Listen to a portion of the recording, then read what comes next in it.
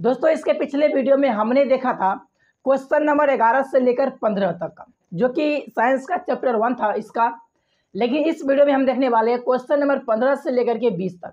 ये जो है ना क्वेश्चन आंसर थोड़ा बड़ा बड़ा है, इसीलिए इसको पार्ट बाय पार्ट बनाना ज़्यादा सही होता है, क्योंकि अगर एक ही वीडियो में सारा कुछ ऐड कर दिया जाए तो फिर वही हो जाएगा, चौपट होगा और हमें समझ में कुछ नहीं आने वाला है, ना ही आपको पढ़ने में मज़ा आएगा। इसलिए पार्ट बाय पार्ट बनाने का मज़ा ही कुछ और है। चलिए बाकी देखते हैं क्वेश्चन आंसर को। कोई भी डाउट हो तो आप कमेंट निश्चित रूप से करके बताइएगा कि आखिर आपको डाउट क्या है। चलिए बाकी क्वेश्चन आंसर पे चलते हैं। अब देखिए हमारा क्वेश्चन नंबर 16 है। इसमें कहता है ऑक्सीजन के योग या ह्रास के आधार पर निम्न पदों की व्याख्या कीजिए, प्रत्येक के लिए 2 उदाहरण दीजिए। यानी कि हमें भाई अब उपचयन और अपचयन जो दिया हुआ है क्वेश्चन में, इसमें ऑक्सीजन के हिसाब से यानी ऑक्सीजन जुड़ता जब है तो उसको क्या कहते हैं और हटता है तब उसमें क्या होता है, ठीक है, वही चीज़ है। या जैसे उपचयन है तो उपचयन कहते किसे हैं, ये ऑक्सीजन के हिसाब से हमें बताना है और इसका एग्जाम्पल भी दे रहा है। तो देखिए उपचयन में है रासायनिक अभिक्रिया के समय जब किसी पदार्थ में ऑक्सीजन की वृद्धि होती है तो इस अभिक्रिया को उपचयन अभिक्रिया कहते हैं। और मतलब कि अगर कोई भी अभिक्रिया हो रहा है और उसमें पहले से ऑक्सीजन उसके साथ में नहीं था, यानी कि अभिक्रिया करने के लिए अभिकारक के रूप में जो तत्व थे वो सब तो था, लेकिन वो एक साथ मिले हुए नहीं थे। लेकिन जब अभिक्रिया होता है तो मिल जाता है, यानी ऑक्सीजन का वृद्धि हो गया, तब वो कहलाता है उपचयन अभिक्रिया। अब इसके एग्जाम्पल को जैसे अगर हम देखें तो यहाँ पर देखिए है Cu, यानी कि Cu का मतलब हो गया कॉपर प्लस ऑक्सीजन। अगर कॉपर को ऑक्सीजन के साथ अभिक्रिया करवाया जाता है तब क्या बनता है कॉपर ऑक्साइड CuO। तो यहाँ पर देखिए इस तत्व के साथ पहले ऑक्सीजन तो नहीं था, लेकिन जब अभिक्रिया हुआ तब यहाँ पे देखिए कॉपर के साथ ऑक्सीजन जुड़ गया ना, यानी कि क्या ये हो गया उपचयन अभिक्रिया, और इसको ही ऑक्सीडेशन इंग्लिश में कहते हैं, ठीक है। नेक्स्ट एग्जांपल देखिए, यानी जैसे में यहाँ है NaO2, ये 4 तो दिया है संतुलित करने के लिए ना, तो यहाँ पर है NaO2। तो यहाँ देखिए सोडियम के साथ ऑक्सीजन पहले है नहीं है, सोडियम और ऑक्सीजन जब दोनों को अभिक्रिया करवाया जाता है तब बनता है सोडियम ऑक्साइड, ठीक है। तो इस तरह से ये होता है उपचयन अभिक्रिया। अब इसके बाद 2 नंबर में था अपचयन। तो अपचयन अभिक्रिया को देखते हैं।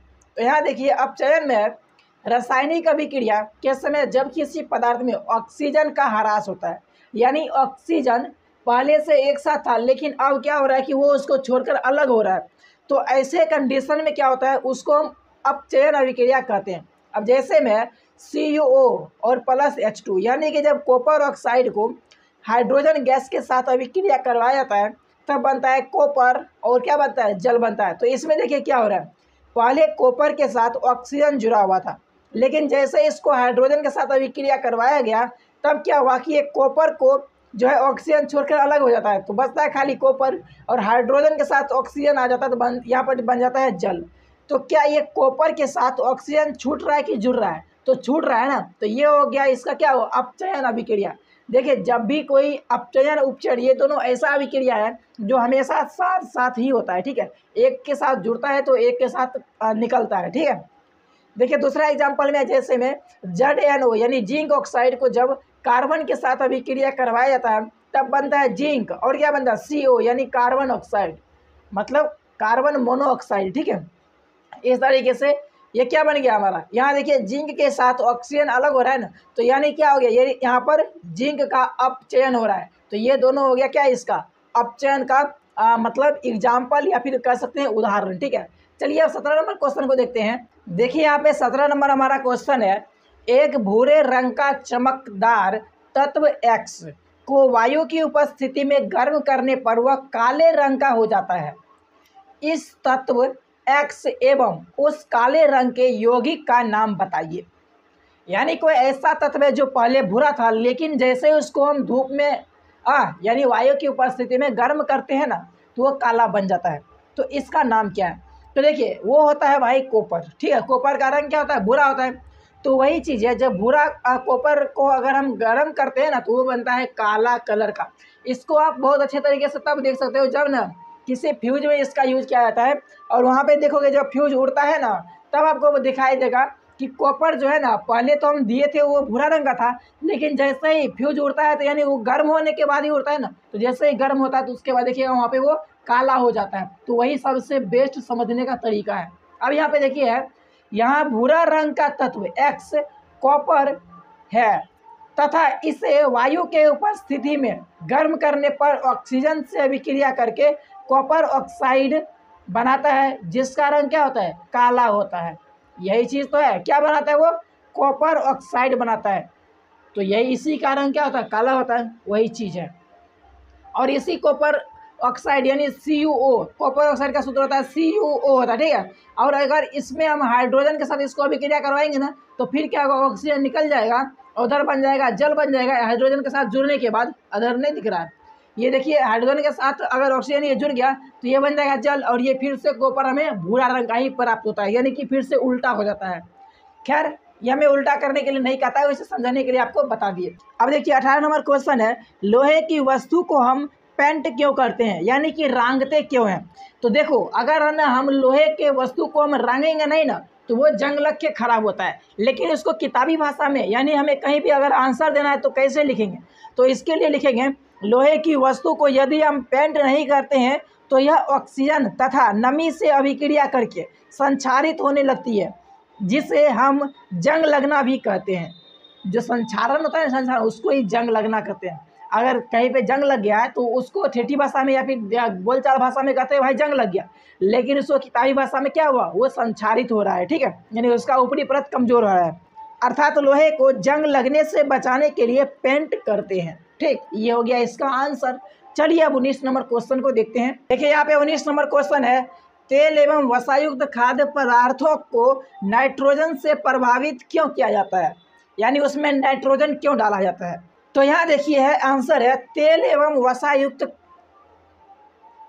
अरे भाई यहाँ पे देखिए, यहाँ तेल एवं वसायुक्त है, यहाँ हो जाएगा खाद, ठीक है, यानी खाद्य, यानी जो जिसे खाने योग्य होता है, जो खाने योग्य होता है, ठीक है, वो चीज़। तो तेल एवं वसायुक्त खाद्य पदार्थ ऑक्सीजन से अभिक्रिया करके विकृत गंधी हो जाते हैं। विकृत गंधी का मतलब हुआ कि वो महक जाता है, यानी खराब हो जाता है, जिसको कहते हैं हम लोग अरुआ जाता है, ठीक है। अरवाने के बाद उसका स्वाद खट्टा रहता है और उससे गंध भी आता है।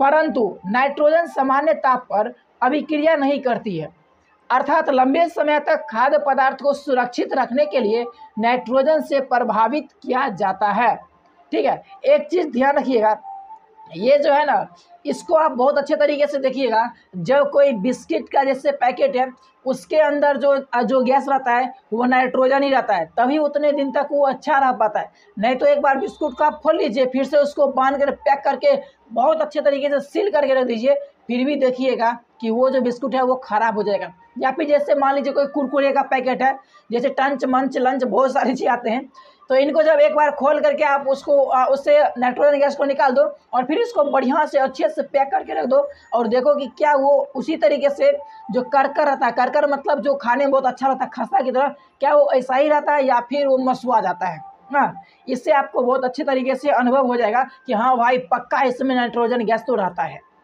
चलिए अब 20 नंबर क्वेश्चन देखते हैं, और इस चैप्टर का भी लास्ट क्वेश्चन है ये। देखिए 20 नंबर क्वेश्चन है, निम्न पदों का वर्णन कीजिए तथा प्रत्येक को एक एक उदाहरण दीजिए। अरे भाई प्रत्येक का एक एक उदाहरण दीजिए। अच्छा, और पद क्या है, निम्न पद में दिया हुआ है संचारण और विकृत गंधिता, यानी संचारण किसे कहते हैं और विकृत गंधिता कैसे कहते हैं। तो सबसे पहले संचारण को देखने वाले हैं। देखिए संचारण होता है जब कोई धातु अपने आसपास एक साथ होता है, ठीक है। तो जब कोई धातु अपने आसपास अम्ल, आर्द्रता आदि से संपर्क में आती है। देखिए अम्ल का मतलब तो समझते हैं एसिड होता है, आर्द्रता का मतलब हुआ नमी। नमी के संपर्क में जब आते हैं तब ये संक्षारित होती है, अर्थात इसकी ऊपरी परत कमजोर हो जाती है। इस प्रक्रिया को संक्षारण कहते हैं। और जंग तो है ना, जंग वो सिर्फ लोहे में लगता है, लेकिन ऐसा नहीं है कि जो उस प्रोसेस को हम जंग लगना कहते हैं वही चीज़ बाकी में भी होता है। जैसे कि कॉपर हो गया, कॉपर की ऊपरी परत भी कमजोर हो जाती है, जब वो ऑक्सीजन के साथ अभिक्रिया करता है काला हो जाता है ना, तो उसका ऊपरी परत कमजोर होता है। आप देखिएगा जब भी कोई ऐसा पत्थर होगा, जैसे कि कोई कॉपर का एक प्लेट रहेगा, उसको बहुत दिन छोड़ दीजिएगा तो वो क्या हो जाता है, काला हो जाता है ऊपर में, ठीक है। अब वो अगर काला हो गया तो उसको थोड़ा मोड़िएगा तो उससे उसका ऊपरी परत जो है वो उखड़ उखड़ के बाहर लगता है। तो वही चीज़ है, ऊपर का परत कमज़ोर हो गया, तो वही चीज़ है यहाँ पे, ठीक है। देखिए जैसे है लोहे में जंग लगना, कॉपर के ऊपर हरी परत का जमना, ये सब क्या है, ये सब संक्षारण का ही एग्जाम्पल है। चलिए अब विकृत गंधिता को देखते हैं। अब देखिए यहाँ पे है दूसरा विकृत गंधिता, यानी विकृत गंधिता किसे कहते हैं। तो यहाँ पे देखिए वसा युक्त या तेलीय खाद्य पदार्थ, यानी जिसमें फैट ज़्यादा हो या फिर जो तेल में बना हुआ खाना होता है, ठीक है, वो चीज़। वैसे ये तेल, हाँ वो चीज़ भी होता है। जैसे आप देखिएगा, जैसे चावल हो गया या फिर रोटी हो गया, ये सब में फैट ज़्यादा होता है, यानी वसा होता है उसमें ज़्यादा।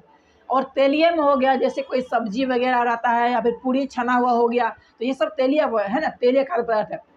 जब लंबे समय तक रखा जाता है तो ये ऑक्सीजन से अभिक्रिया करके विकृत गंधी हो जाते हैं, यानी कि महक जाता है, ठीक है। वही चीज़ है विकृत गंधिता। जैसे में है खाद्य पदार्थों का वासी होने पर खट्टा स्वाद एवं दुर्गंध का आना, ठीक है, वही चीज़ तो है। जैसे आप खाना बनाए सुबह, 3 दिन तक उसको छोड़ दीजिए, फिर उसको देखिए उसमें से कैसा गंध आता है, वही हो गया विकृत गंधिता। तो इस तरह से हमारा जो है वो लेसन 1 यानी कि क्लास 10th का जो केमिस्ट्री है ना, केमिस्ट्री का लेसन 1 जो है एनसीईआरटी बुक वाला, वो उसका पूरा अभ्यास का क्वेश्चन आंसर हो चुका है। उसमें जितना क्वेश्चन आंसर था सब हमने करा दिया।